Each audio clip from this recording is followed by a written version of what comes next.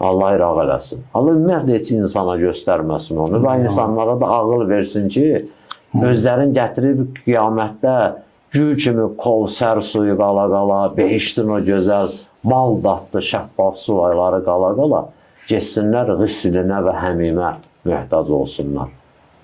Və hələ o məsələn, Ər-Rəhman surəsi ki deyir, Yursəli aleykuma şuvazun min narin və nuxasın fəla təntəsiran, başınıza göydən ərimiş mis və dəmir töküləcək, heç kim də sizə kömək eləməyəcək. Yəni, o suyun barəsində deyirlər, bəzi təfsirlərdə deyirlər, o suyu içəcək, içərdən yanın məhv olacaq.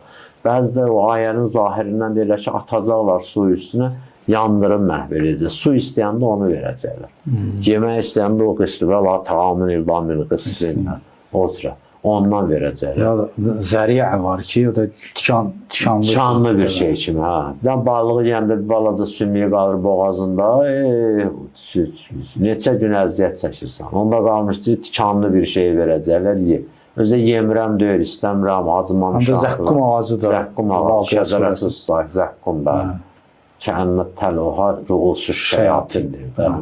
O gülləri şeytanın başı kimidir. Yaxşı.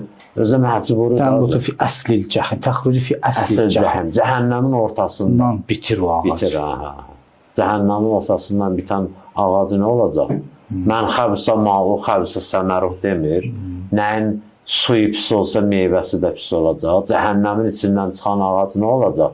Simirin qalmasının dadını verəcək, yox elə cəhənnəm dadı verəcək.